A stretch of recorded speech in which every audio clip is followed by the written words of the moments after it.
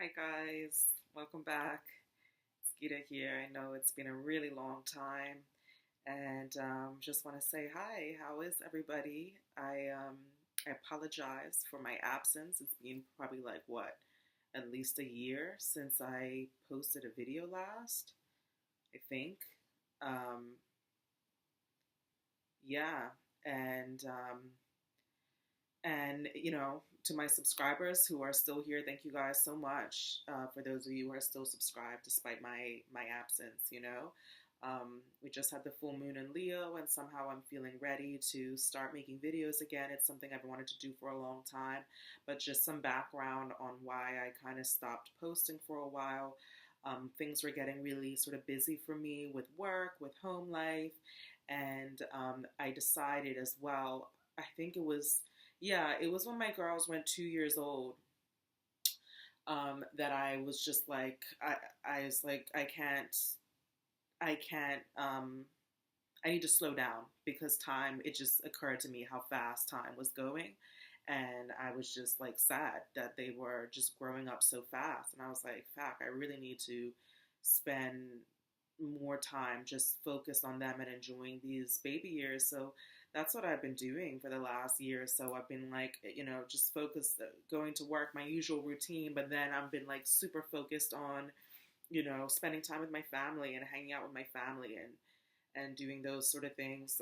So that is why I haven't been on YouTube, and I still hop on and watch, but I've been watching less and less Tarot Tube, admittedly. I've just, my interests have been elsewhere. But that being, and I think the last time that I was posting, I was considering taking my channel in another direction. I was trying to, I was trying to do more music and stuff. And, I think that still has a place. All the music videos that I have posted, covers of songs and things like that, they've always been well received. So, I do think there is an appetite for that amongst my viewers. And I appreciate you guys engaging with those videos and stuff. But at the same time, I still have an interest in tarot, and I didn't want to abandon that and I don't want to abandon the tarot community, even though perhaps the last time I was on here, I was, you know, talking about my frustrations with the community, and all that was still stands very valid to the time that, I posted those videos. But since then, I have had like a renewed and changed relationship, I would say, with tarot. And I just wanted to hop on today to talk about that a little bit. Um, so, I've been thinking a lot in the last year or two, what is my, what place tarot serves in my life. I've also, um, changed as a reader. I have expanded as a reader. I have read for, started reading for the public in a way that I was not doing a few years ago, and also I have gone through quite a journey with um, my own personal tarot collection and deciding, or realizing rather, which decks were, sorry about that, um, the screen goes blank sometimes if I'm not using it, and yeah, but also deciding which tarot decks really work for me and why, and which ones I want to keep in my collection, for whatever reason, if it's just for beauty, or if it's just for, um, or if it's for reading, So I wanted to talk about that a little bit today. And one of the decks that I purchased, so I've learned that by slowing down, essentially by slowing down, taking time off of TarotTube, having more time to engage with my decks and enjoy them and form my own personal opinion on the decks, not influenced by what other people are saying about them, that has been really a beautiful and deeply profound experience for me over the last couple years. And yeah, and I've learned that, I've collected a lot of decks over the years, and they all require time and they all require patience. And I don't always have patience. We don't always have patience to spend the time getting to know a deck or waiting for the time that will be the right time for a deck to speak to us, because sometimes when we acquire decks, this is what I've realized, we're not actually ready for them yet, and we have to do some maturing, we have to have some personal growth, or just at the right time, that deck um, reveal itself to us, will reveal to us why we were drawn to it in the first place, right? But that is not always revealed as soon as we get the deck, right? Um, so I one hmm, I feel like I feel like I really wanted this video to have like a specific theme and direction or title, and it has it. Obviously, we're gonna get there, but I'm like, how do I approach this now? Obviously, I haven't made videos in a long time, so I'm getting used to talking again to the camera, which is always an adjustment, because I'm forever in dialogue with myself, in my head, and sometimes even out loud. I just be like saying things out loud that I'm thinking in my head to myself when I'm alone. I know you guys do it too sometimes, so don't judge me. But actually talking to myself in this way is always a little bit strange. Um, so basically, talking about this concept of time and being ready, I guess that is what is relevant, the relevant theme throughout this whole video. It took me time out from TarotTube to realize again, what is my purpose and my direction on TarotTube, or what is to reappreciate, rediscover the value that I was getting out of my channel, and the value that I get out of not only tarot, but tarot YouTube, right? And that is that sense of connection, a place to share your have your own platform, and to share your thoughts and ideas with a community of like-minded people, right? Um, but also this idea of time, it takes time to make realizations. So for another thing is, I started reading again, and for a long time I used to love reading when I was younger, reading books. I'm talking about reading books. But I used to love reading when I was younger, and then definitely throughout university and stuff, I just I feel like I fell out of love with reading, because I had to read so much stuff that I guess I didn't want to read, and do so much studying and things like that. Um, so I don't know, I guess I fell out of love with it in a way, or just wasn't reading as much. And then after having my kids, I mean, who has freaking time to read? And then with work and everything, I'm always reading stuff for work because I'm working communications. And I guess I just, when I come home, I would just enjoy vegging out, watching stuff on TV or on YouTube, as opposed to sitting there reading something again, digesting information. And then over the last few years, I was reading, like at the same time as I was kind of getting deep into my tarot and astrology studies, I was doing a lot of reading of nonfiction. So reading like stuff about astrology, reading stuff about witchcraft, reading stuff about tarot, reading stuff about self-help and new age concepts and religion and things like that. So I really did not have a lot of space. I really did not make a lot of time, I would say, in the last 10 years to read fiction, which is something that I used to really, really love, And for the longest time, it feels like I've been trying to find a way back to myself, my maiden self, in a way, when I was, that self where I was when I was young and always like engaged in escapist arts, but like healthy arts, you know what I mean, like productive things like singing and making music and arts and writing and reading and all those things. I feel like I've been trying to find a way back to her for the longest time. And,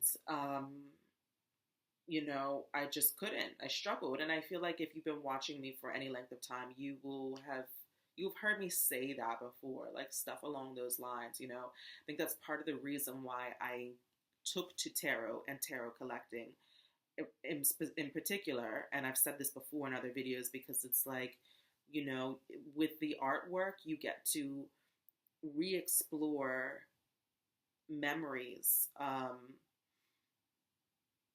themes, places that you have been before, like either through your imagination as a child, or through nostalgia, through something you watched or something, or seen or experienced years before. I think this is really like the really sort of beautiful and lesser celebrated aspect of tarot collecting, is that, yeah, we have decks that allow us to see with our actual physical eye things that we have seen in our mind's eye, And the same goes with books, right? And the same with books, with fiction. But you don't, I mean, unless it's an illustrated book. With a fiction book, you are seeing things through your imagination. Anyway, long story short, not really. I started trying to read fiction again, and the last year or so, I have done a lot better reading fiction. I've read like 2-3 books, which is not a lot at all, because I've still been reading nonfiction in between that. But that, I feel like that is a milestone for me, because for a while it was actually really difficult for me to get into fiction, to get into a story, get past those first couple chapters or whatever, and really like get into the story like I used to when I was younger. So years ago, I had borrowed this book from my mother's bookshelf. My mom's a bookaholic. She's a Gemini, so she has like ridiculous amounts of books in her house that she may or may not have read once upon a time, but nevertheless, she will not let go of them. She will never give away her books, right? I mean, to other people. She will loan her books to her daughter, for sure. Anyway, so she's had this book on her shelf that just stuck out to me years ago. Like, I want to say legit, like 7 years ago, when I saw this book, and I was like, this looks interesting. This looks like something I want to read. And I think I tried to start reading it years ago, but I never made it past like the first few pages, and I just held on to it for some reason. And then years later, I had thought about decluttering it. I remember I went through a whole downsizing my apartment, and I actually did get rid of a lot of books that were on my bookshelf. Some of them I donated to my mother's library, some I donated to the public library. But I remember having this book, like considering giving it back to my mom, and I was like, you know what? I'm gonna keep this. If anything, it matches my house and my decor and what I'm like about, and it feels like something that should be a part of my collection of treasured items. So it stayed, it survived. And finally, at the start of January 2025, it was at the very end of my vacation, because I had like 2 weeks vacation off of work, that I started to read this book, and I actually got into it.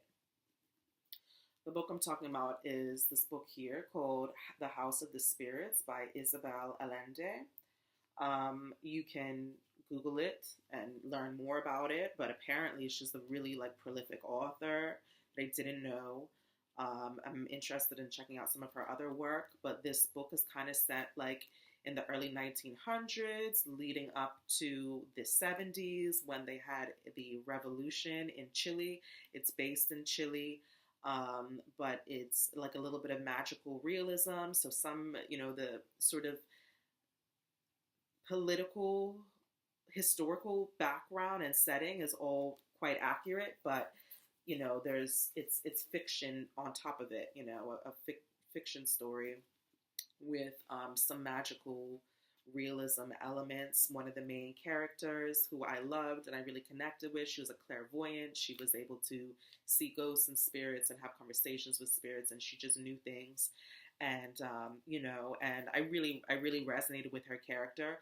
Also because I never saw myself as a traditional witch, and dabbling in witchcraft, learning more about witchcraft over the last 10 years has been very natural and organic to me. But I've always been more of like the intuitive than like a, I've always been more intuitive. My spiritual practice and my magic has always been sort of more intuitively guided um, than like a traditional witch. So I really resonated with her character. But the interesting thing was that I had purchased this tarot deck when it came out the year before. So this was released last year. And I have the Stunning Tarot by Yonasa Yaus as well. Sorry, this is the Nemeth Tarot by Yonasa Yaus. And I just really love her artwork. It's so, so, so beautiful. And these are like, her decks are the type of decks where it's like, I don't really care if they get a lot of play, because like that's not the reason why I have them. They're just absolutely gorgeous decks that I love to spend time with the imagery. But anyway, I've had this deck for like a year, and I only recently started working with it at the same time that I was reading this book. I can't remember if I started working with this first and then started reading the book and realized they matched up, or maybe I started reading the book and then was inspired to pull this out and start working with it. But it was really interesting because I love this art so much, but I felt very detached from this deck because it's based on Galician mythology and Galician legends. And, the setting is in Galicia, I don't know exactly how to say that, which is a region of Spain. And they have their own language, and they have their own sort of like really distinct, I guess, history and a bit of culture. But anyway, I felt detached from it for that reason, because I'm not Spanish. I've never been to this place before. I don't know this language. There's nothing about it that, I'm innately connected to in any way. And I really try and as I curate my tarot collection, I really try and have decks that I do have some sort of soul connection to, a soul connection or a physical connection or a genealogical, like an ancestral connection is the word I'm looking for. I've been to Spain. My aunt lives in Spain. I have cousins who are Spanish, but they're not really. I'm not related to them on their Spanish side. You know what I mean? But I have always had a affinity for Mediterranean locations. Any place that's seafaring, that is coastal, that has access to the sea. I usually have a innate connection to, but particularly if it's warm, and like a sort of moderate climate. Anyway, I'm just like rambling on. That's irrelevant. The point is, I've always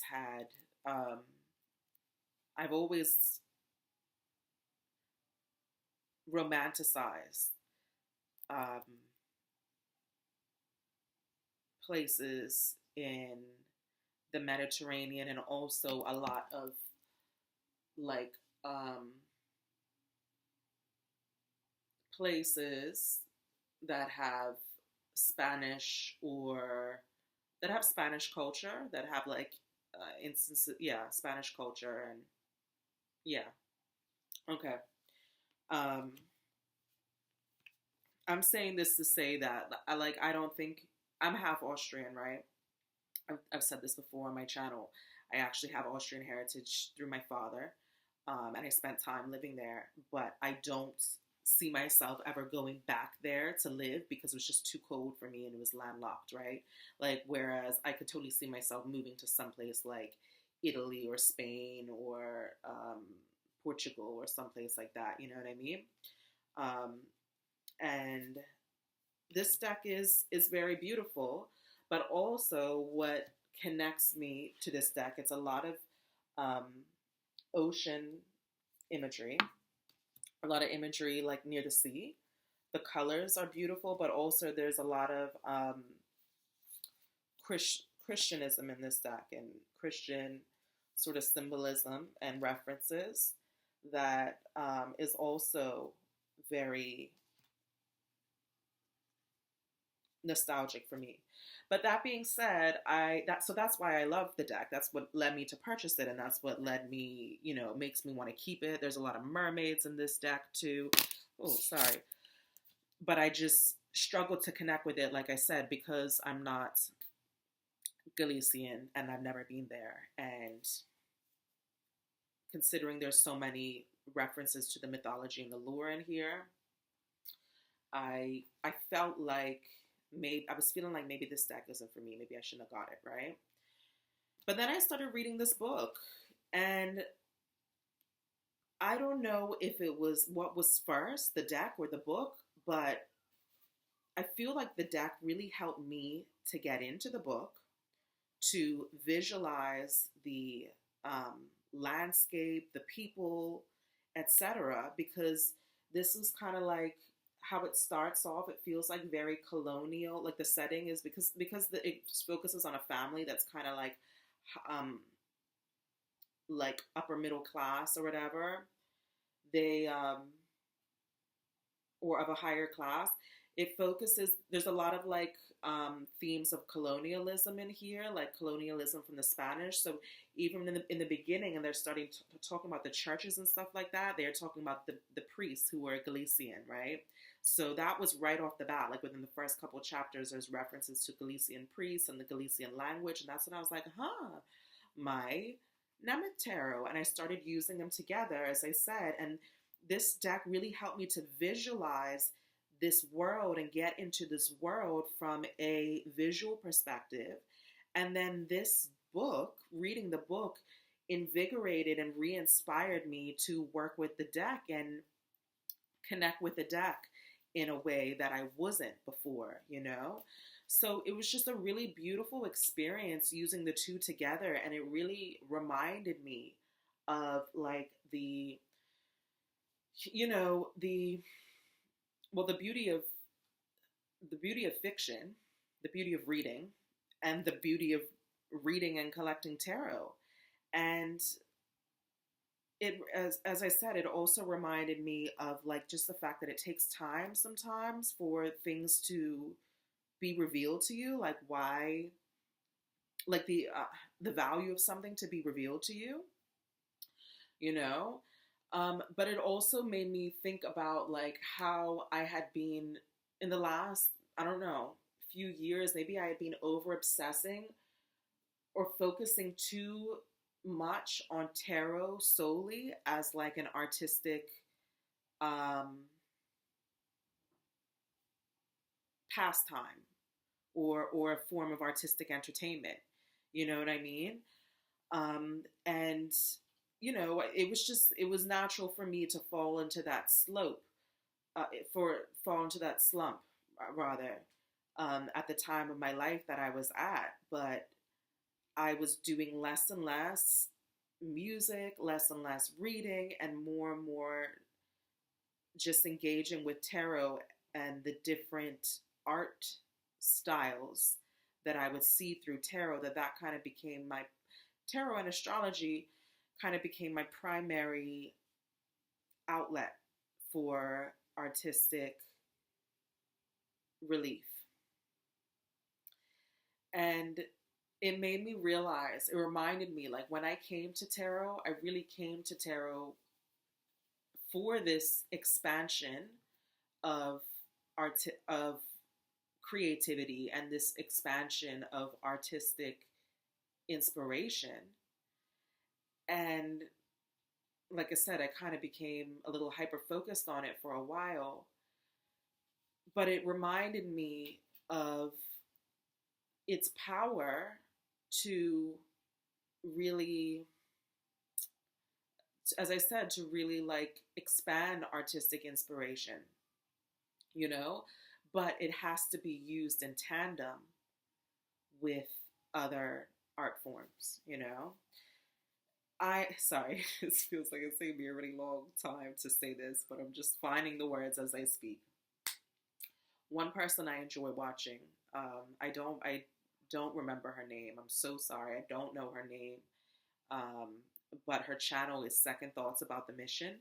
And she talks a lot about books that she's reading and fiction books. And I know she's big into, I think she piloted it. I think she started this challenge of Goth Lit November, where she's reading Gothic literature all throughout the month of November. And I enjoy I enjoy watching her videos to hear about the books that she's reading. And I see her doing this, using the tarot together with literature to get an enhanced appreciation of the decks that she's working with, as well as an enhanced appreciation of the literature that she's reading. And I'm like, this is just so genius. This is so genius. And it's such a beautiful way to use tarot and to re-engage your collection, if you have a collection of tarot decks, you know. And yeah, I just wanted to share that. I know it took me a long time to get there, and it seems like maybe a simple realization, but it's been really profound for me. And I've been also, in the last year or so, I've been doing a lot of research or watching a lot of um, videos, more so in the last few months, on the ideals of beauty. And this became clear to me after I did that video a few years ago. You may remember it. It was my Venusian decks. I had a real epiphany after I did that video. I was like, if these are the most beautiful decks in my collection, these are the treasure decks in my collection, why do I have all these other random decks that don't have that same beauty and treasure value to me? Because unless they're going to be completely practical for the purpose of me just using them, which they're not, most of them are not, because my practical decks are like essentially just my Rider-Waite Smith or whatever I'm going to use to read for the public, or read like maybe in an outdoor setting or something like that, like something that's not precious, you know. But anything else should be precious, you know. And I realized I had way too many decks in my collection that were not precious. And after I did my Venusian decks video, so you know, I've been deciding which of those are worth staying around, and a lot of them have moved on, or they are in the process of moving on. But I have been, after I had that realization, and eventually it led me to discovering some content and some content creators that reminded me of my desire for beauty, you know, and Venusian things. And I've always, and that, you know, that is the artist's like